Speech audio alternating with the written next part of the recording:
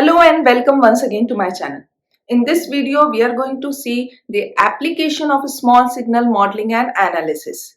It means जो भी हमने small signal parameters find out किए थे, pi और t models हमने डिजाइन किए थे BJT के, उनको यूज करके हम एक amplifier circuit की voltage gain find out करेंगे. So amplifier circuit is very important part of the transistor study.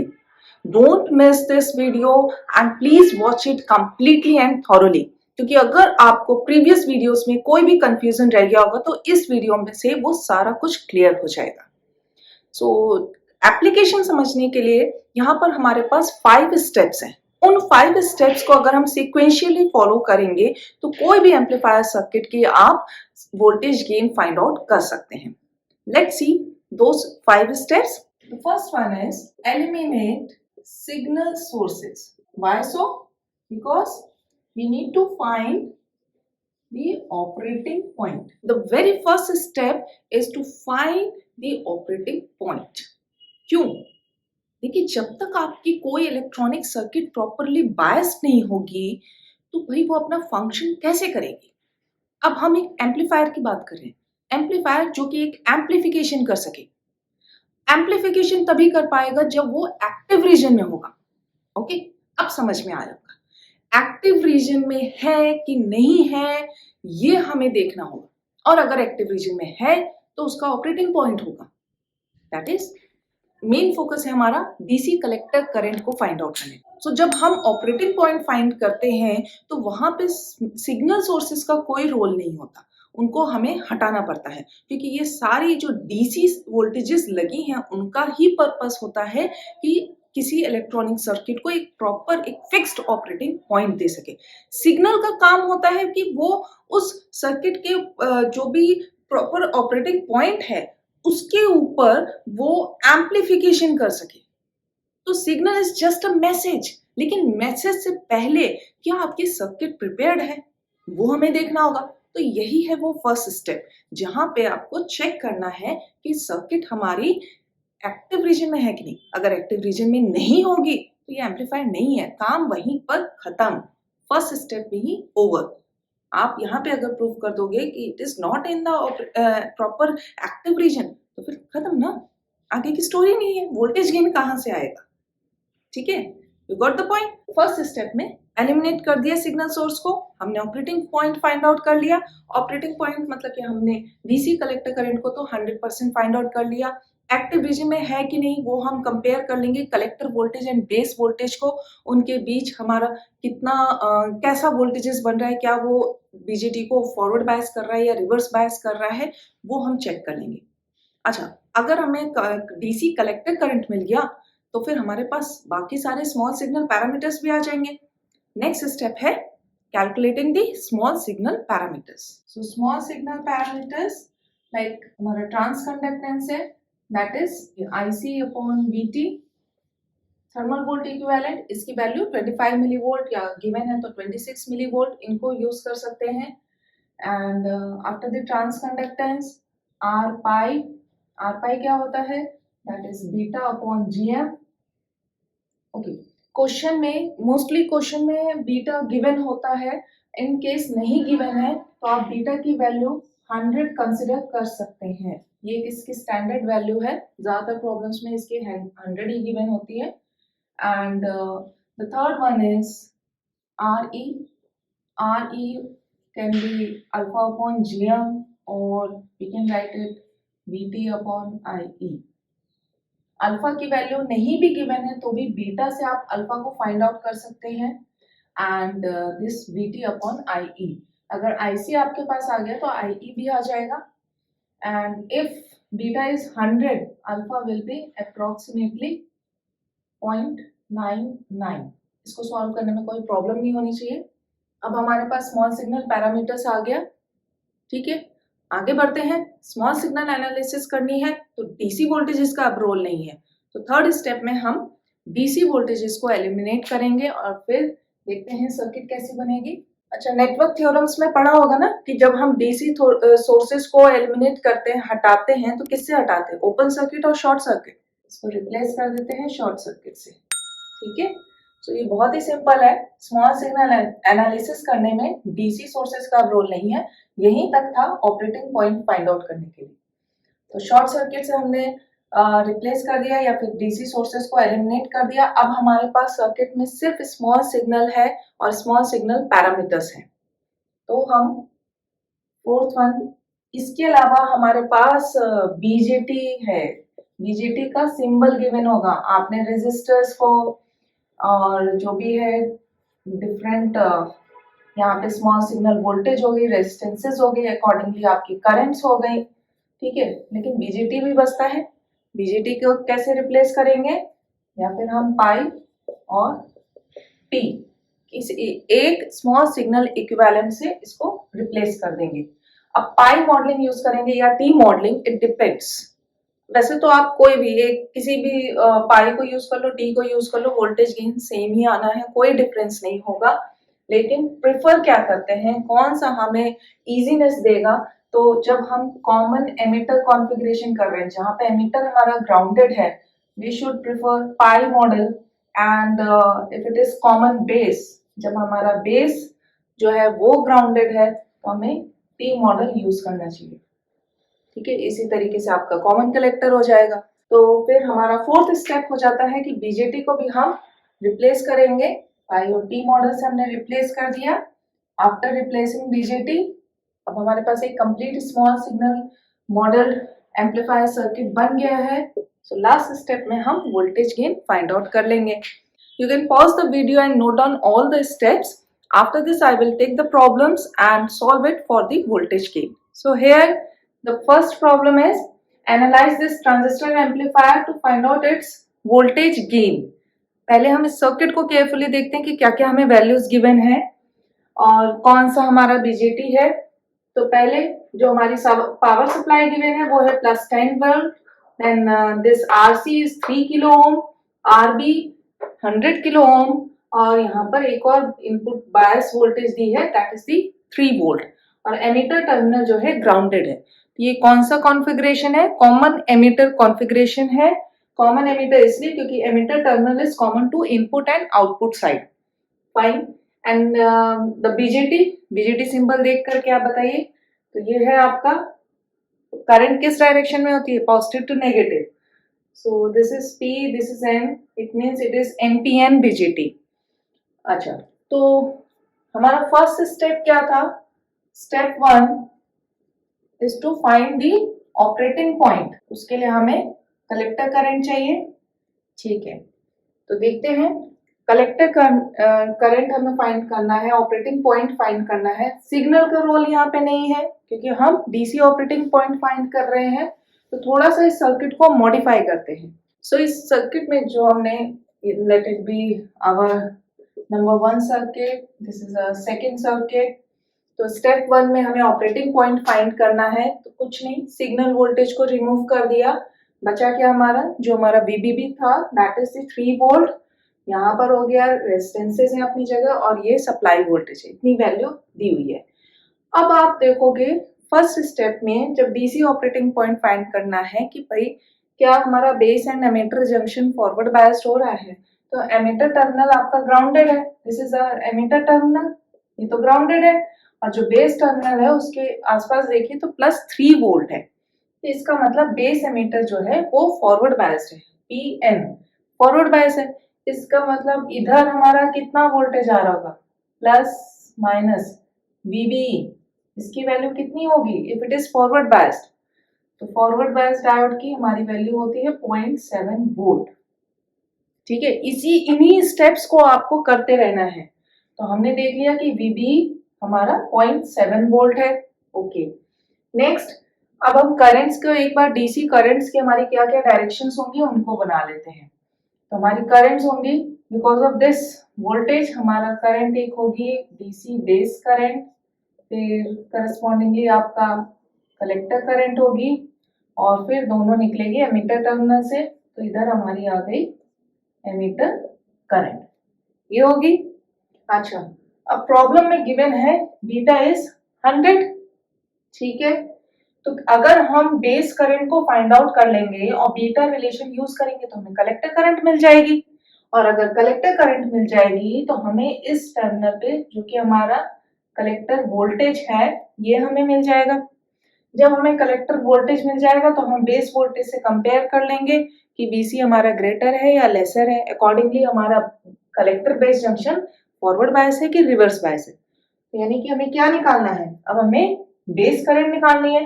Base current simply निकल आएगी, ये हमारे पास पोटेंशियल गिवन है, इधर आपकी 0.7 वोल्ट है, ये रेजिस्टेंस है। तो सीक्वेंस समझ में आ गया। तो हम पहले फाइंड आउट करते हैं कि हमारी डीसी बेस करंट क्या है। So DC base current, write down the KVL equation. DC base current will be VBB minus VBE upon RB।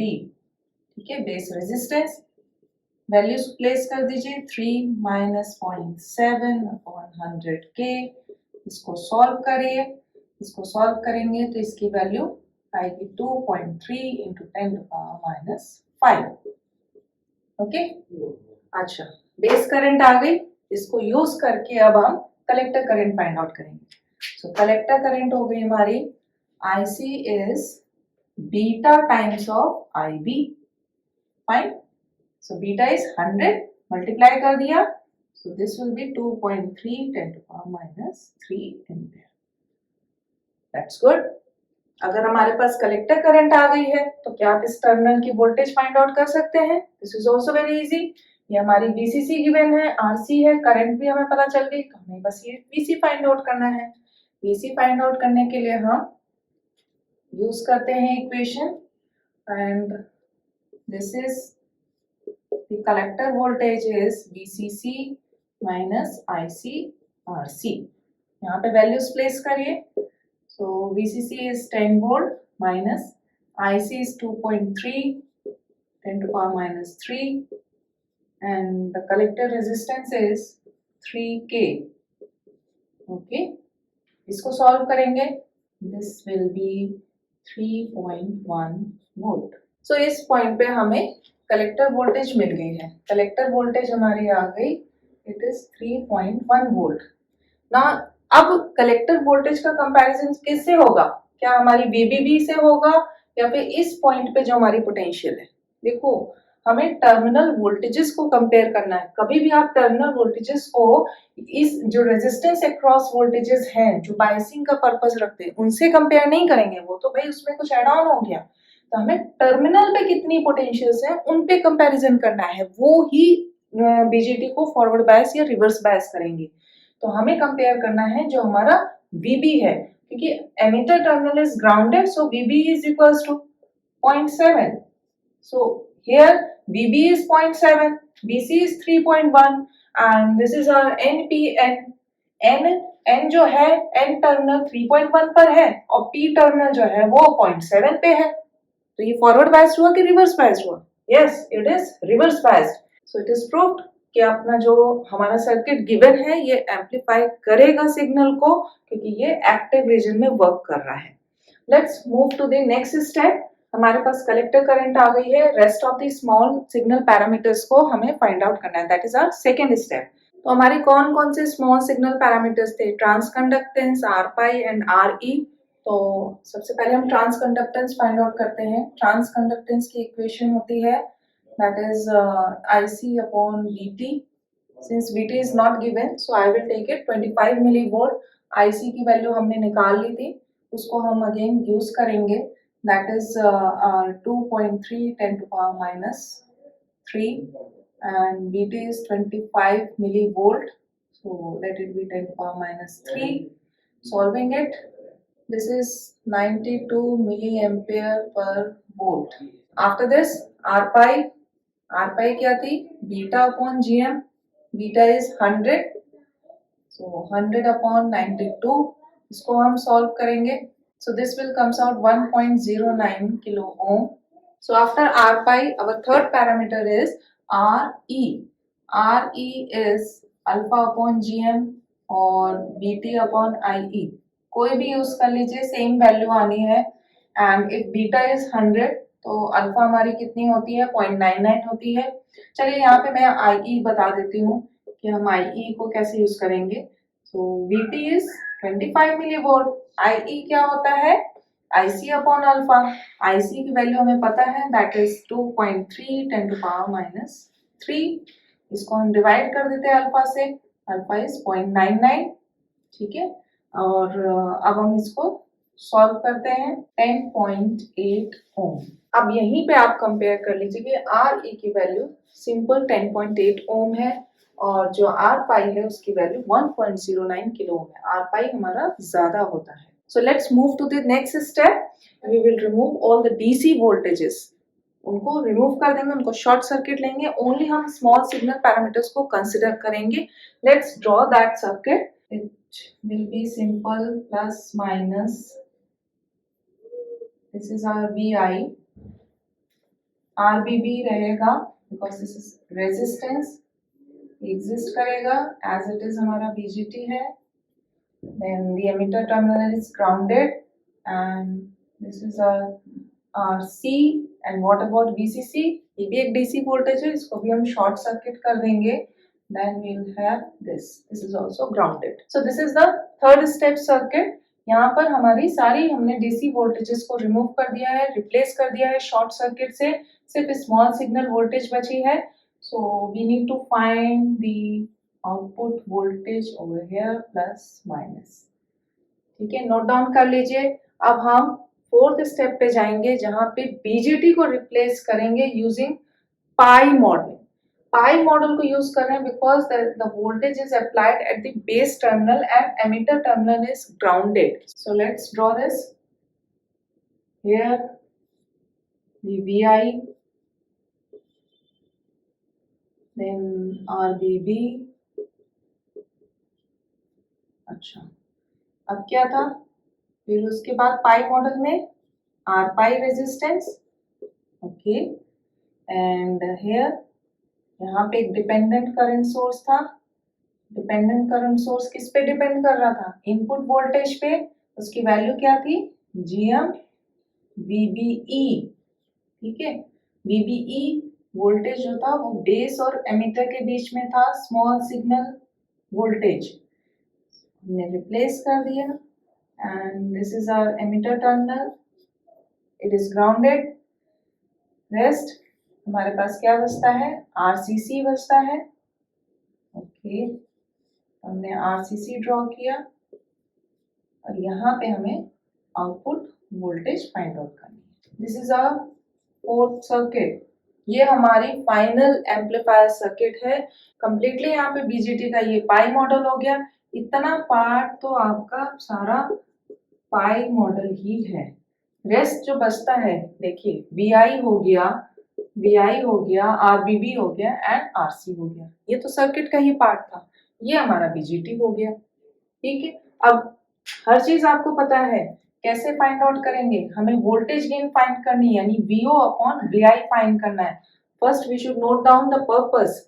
Step 4 यहाँ पे कंप्लीट हो गया, हमने ड्रॉ कर दिया। So here I will write the fifth step, that is to calculate the voltage gain. तो voltage gain find out करना है। What is the voltage gain? अपना purpose लिखते हैं। Voltage gain is VO upon VI, okay? And let's see what will be the VO. VO will be, अच्छा, GMVB। ये आपके small signal collector current किधर जा रही है? स्मॉल सिग्नल कलेक्टर करंट जा रही है इस डायरेक्शन में, ये से ही तो बनेगा सारा। एमिटर टर्मिनल तो ग्राउंडेड है, तो ये आपकी जा रही है कलेक्टर करंट, है ना। स्मॉल सिग्नल कलेक्टर करंट तो ये है IC। अच्छा, तो RC में क्या जा रही है? प्लस माइनस इधर आ रहा है ना, plus minus V output and this is our IC। तो यहाँ पर हम कह सकते हैं कि V output is nothing but minus IC/RC, यही तो हो गई। And what is IC? और क्या है कलेक्टर करंट? कलेक्टर करंट है GMVB। इसको नोट करते हैं। The small signal collector current is GMVB, okay. And what is V not?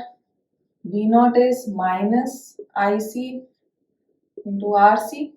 Minus क्यों हो गया ये समझे आप? इधर प्लस माइनस है और कलेक्टर करंट की जो डायरेक्शन है वो ऐसे जा रही है, रिवर्स में है, इसीलिए माइनस साइन आया है, माइनस IC/RC। तो IC की वैल्यू प्लेस कर दें तो minus GM VBE into RC, ये हमारी V नॉट हो गई। Fine. And what is VB? VB क्या है?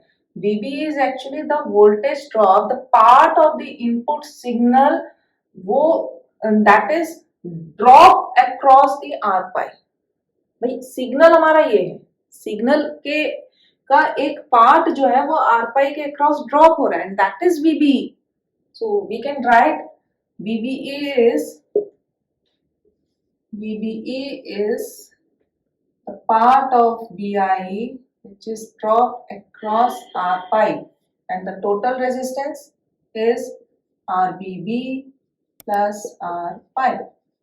फाइन। तो R pi हमें पता है, RBB पता है, इनकी वैल्यूज प्लेस करते हैं एंड फाइंड आउट करते हैं कि VB की कितनी वैल्यू है in terms of VI। So R pi is 1.09 and RBB is 100 kilo ओम। ठीक है, 100 प्लस 1.09 is 101.09, 0.011 VI। कितना हो गया? अब यहाँ पे प्लेस कर देते हैं।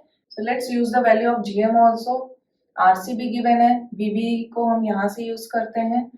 So it is 92, RC is 3 kilo ohm, okay, multiplied by, this is our VB, so 0.011 VI, और the voltage gain is VO upon VI।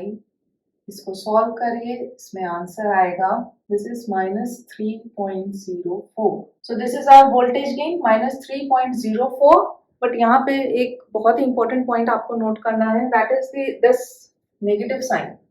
ये जो माइनस साइन है ये क्या बता रहा है, क्या इंडिकेट कर रहा है? ये बोल रहा है that there is a phase reversal. जो हमारा इनपुट सिग्नल है उससे 180 डिग्री फेज शिफ्ट में हमें आउटपुट सिग्नल मिलेगा। तो हमने वही 5 स्टेप्स को यूज करके फर्स्ट प्रॉब्लम सॉल्व किया। अब हम नेक्स्ट प्रॉब्लम देखते हैं। सो सेकंड प्रॉब्लम भी ऑलमोस्ट सेम है, हमें वही एनालाइज करना है सर्किट को और वोल्टेज गेन फाइंड आउट करना है। सर्किट थोड़ी सी मॉडिफाइड है, अगर केयरफुली आप इसको देखें तो इस सर्किट में जो सिग्नल है वो अप्लाई हुआ है एमीटर टर्मिनल पर। ये क्या है? एमीटर टर्मिनल है ना। देखिए एरो का साइन जिस टर्मिनल पे होगा वो आपका एमीटर होगा, एंड जो बेस टर्मिनल है वो ग्राउंडेड है, एंड जो कलेक्टर टर्मिनल है वहां से आउटपुट लिया गया है। So here, since base terminal is grounded, so we can say this is common base configuration. Base terminal is common to input side and the output side. That's why it is common base configuration. अच्छा, तो ये हमारी first figure हो गई। ये given circuit है। अब हमें इसका वोल्टेज गेन निकालना है। काफी सारी वैल्यूज गिवन है यहाँ पर। सब पहला स्टेप क्या था? डीसी ऑपरेटिंग पॉइंट फाइंड करने का। तो हम जो ये स्मॉल सिग्नल है इसको हटा देते हैं और देखते हैं कि हमारी जो न्यू सर्किट होगी, सेकेंड सर्किट, वो क्या होगी। So let's draw it. अच्छा, नेक्स्ट स्टेप ये था कि हमें डीसी ऑपरेटिंग पॉइंट फाइंड करना है। तो वो तभी निकलेगा जब आपका ट्रांजिस्टर जो है वो एक्टिव मोड में ऑपरेट कर रहा हो। वो कैसे फाइंड आउट करेंगे? तो स्टार्ट करते हैं वहीं से, VEB वोल्टेज से। अच्छा, यहाँ मैंने VBE क्यों नहीं कहा, VEB क्यों कहा? क्योंकि आप देखिए ये कौन सा BJT गिवन है। अगर एरो को ध्यान से देखो, so this is R P positive to negative and then positive. Okay, so this is PNP। PNP BJT given है। सो PNP में क्या हम लिखेंगे? VEB लिखेंगे, VBE लिखेंगे। भाई VEB is positive, so this is VEB। VEB base terminal हमारा ग्राउंडेड है, यानी कि जो वैल्यू है that is VE, it is 0.7 volt. ठीक है, फॉरवर्ड बायस हो रहा है। पॉजिटिव टर्मिनल पे एक प्लस 10 की तरफ आ रही है वोल्टेज, और जो नेगेटिव टर्मिनल है वो तो ग्राउंडेड ही है। तो एनी हाउ जो भी हमारा एमीटर टर्मिनल पे एग्जैक्ट टर्मिनल पे वोल्टेज आएगा वो 0 से तो ऊपर ही होएगा ना, इसीलिए फॉरवर्ड बायस्ड है। तो एमीटर टर्मिनल की हमें वोल्टेज मिल गई, दैट इज 0.7 वोल्ट। अच्छा, तो नेक्स्ट स्टेप में हमें क्या देखना है कि हमारी एमीटर करंट क्या होगी। उस केस में हम बेस करंट निकाल रहे थे, तब करस्पॉन्डिंगली हम कलेक्टर करंट फाइंड आउट कर रहे थे। तो यहाँ पे हमारी एमीटर करंट क्या होगी? करंट की डायरेक्शन देखो, इस साइड में है, P to N है। ठीक है, तो करंट हमारी एमीटर करंट है IE फाइंड आउट करते हैं। सो IE फाइंड आउट कैसे करेंगे? सेम वही मेथड है। VEE is given, VE is given, यहाँ पे RE गिवन है, IE तो निकल आएगा ना। उस इक्वेशन को हम लिखते हैं, IE is given by VEE minus VE upon RE। सारी वैल्यूज प्लेस कर दीजिए। अच्छा, मैंने आपको शुरू में ही बताया था जब स्टेप्स बता रहे थे कि in case if beta is not given तो हम बीटा की वैल्यू क्या लेंगे? 100। So here beta is not given, so I take it 100 and if beta is 100 then alpha will be 0.99। Emitter current मिल गया है। क्या आप कलेक्टर करंट बता सकते हो? कलेक्टर करंट की डायरेक्शन क्या होगी? सारी करंट इस डायरेक्शन में आ रही है, नेगेटिव टर्मिनल हो गया ना, तो कलेक्टर करंट आपकी इधर ही होगी। सो IC will be given by alpha is 0.99 and it is 0.93। इसको सॉल्व कर लीजिए। 0.99 मल्टीप्लाइड बाय 0.93 कितना आएगा current? This will be 0.92 milli ampere. Collector current आ चुकी है, तो आपको कलेक्टर जो वोल्टेज है, दिस वोल्टेज VC, इसकी वैल्यू पता चल जाएगी। देखिए करंट पता चल गया, रेजिस्टेंस गिवन है -10 वोल्ट गिवन है, तो VC तो आ जाएगा ना, -10 प्लस IC की वैल्यू है 0.92 मिली एम्पियर और ये 5 किलो, तो किलो एंड मिली इसको इग्नोर कर देते हैं, 5 बचा और इसको सॉल्व करेंगे। This will B -5.4 volt. Fine. अच्छा, इसी स्टेप में जब हम DC ऑपरेटिंग पॉइंट फाइंड कर रहे थे तो हमें क्या देखना है कि एक्टिव रीजन में है कि नहीं है। इसके लिए आपका बेस एंड कलेक्टर टर्मिनल जो है ये रिवर्स बायस्ड होना चाहिए। अच्छा, तो कलेक्टर वोल्टेज हमारी आ गई -0.4, VC इज -5.4 वोल्ट और जो ये बेस टर्मिनल है वो कितने पर है? 0 पर है। ठीक है, 0 is more positive than -5.4। It means VB की पोटेंशियल जो है वो VC से ग्रेटर है, it is 0 and this one is -5.4।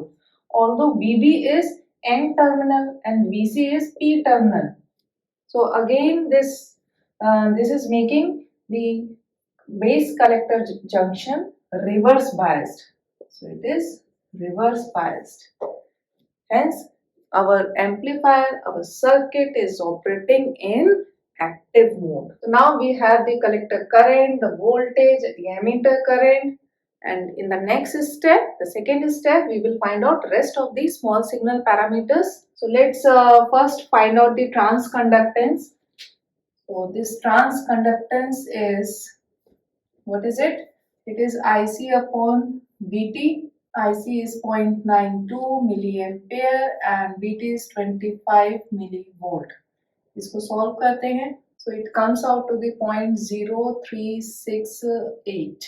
So the next is small signal parameter is the emitter resistance, the small signal emitter resistance. इसको find out करते हैं क्योंकि इस केस में ये बहुत इंपॉर्टेंट होने वाला है। And what is this RE? This is VT upon IE 27 ohm. So the third resistance is R pi. But क्या R pi इस सर्किट में यूज होगा? बेस टर्मिनल तो ग्राउंडेड है, तो R pi तो यूज होना नहीं है। अननेसेसरी अपनी कैलकुलेशंस को क्यों बढ़ाना, यहाँ तक काम चल जाएगा। तो यहाँ से क्लियर हो गया है कि हम P मॉडल ही यूज करने वाले हैं, बेस टर्मिनल तो ग्राउंडेड है। ओके, तो हमारे पास DC ऑपरेटिंग पॉइंट आ गया, हमें पता चल गया ये एक्टिव मोड में काम कर रहा है। इन स्मॉल सिग्नल को हम पैरामीटर्स को हम यूज करेंगे। तो अपने थर्ड स्टेप की तरफ मूव करते हैं। थर्ड स्टेप था remove all the DC sources. So let's remove it and see what happens to the circuit. This is our RE. हमने पॉजिटिव सप्लाई को भी हटा दिया, शॉर्ट सर्किट कर दिया, तो हमारे पास इससे बचा। And then small signal that is VI, okay, and then we have this BJT को ड्रॉ कर लेते हैं। RC रेजिस्टेंस हो गया and again it is grounded. यहाँ पे हमें आउटपुट वोल्टेज फाइंड आउट करनी है। ये भी हमारा, इसको ऊपर बना लेते हैं, ये भी हमारा ग्राउंडेड है। तो this is our third step. DC sources हट गए हैं, सिर्फ इस सिग्नल है। तो हम देख रहे हैं कि apart from this BJT we have VI, the signal, RE and RC resistance. Okay, in the fourth step we will replace this BJT with its T model. So rest of the part हमारा same रहेगा। इसको again draw कर लेते हैं, plus minus V input, then RE। अच्छा, अब हमारा आएगा small signal emitter resistance. T model को याद करिए, ठीक है।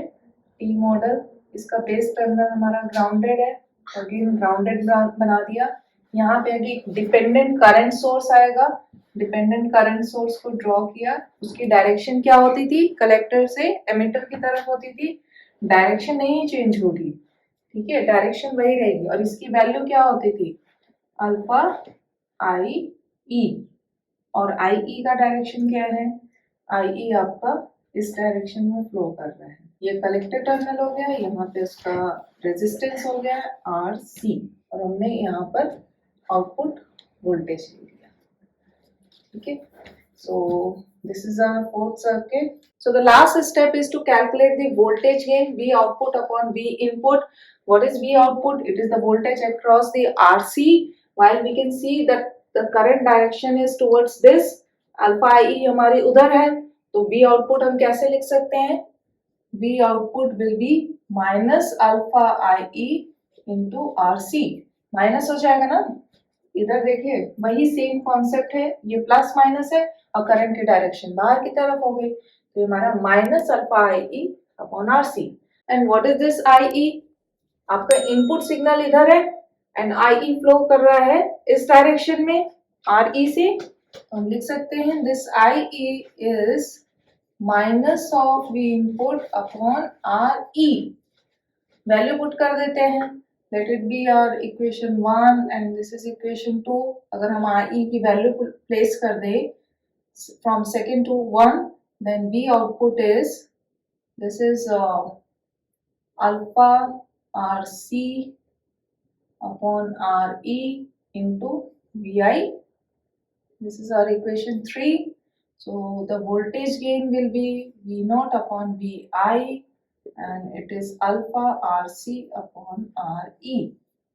अल्फा की वैल्यू यूज करिए 0.99, क्योंकि बीटा हमने 100 एज्यूम किया था, एंड RC भी हमारा गिवन है, RE भी हमने कैलकुलेट कर दिया था। इन सब की वैल्यूज प्लेस करते हैं एंड कैलकुलेट करते हैं कि कितनी आएगी voltage gain. After solving this we will get the voltage gain 183.3। And please note down that there is no negative sign, यहाँ फेज रिवर्सल नहीं है। तो कॉमन बेस कॉन्फ़िगरेशन में हमें फेज रिवर्सल नहीं मिलता है, कोई फेज शिफ्ट नहीं होती है। जो इनपुट का सिग्नल का डायरेक्शन है वही सेम आउटपुट का रहेगा। तो यहाँ पर हमारी कैलकुलेशन कंप्लीट होती है। इन 5 स्टेप्स को फॉलो करिए और किसी भी सर्किट का आप voltage gain easily find out कर लेंगे। आई होप आपको ये वीडियो समझ में आई होगी, कैसे प्रॉब्लम्स को सॉल्व करना है। स्टिल आपकी कोई भी कंफ्यूजन, कोई भी क्वेरी है तो आप उसको कमेंट सेक्शन में जरूर मेंशन करिए। If you like this video then please subscribe my channel and thank you for your support. Thank you so much, have a nice day.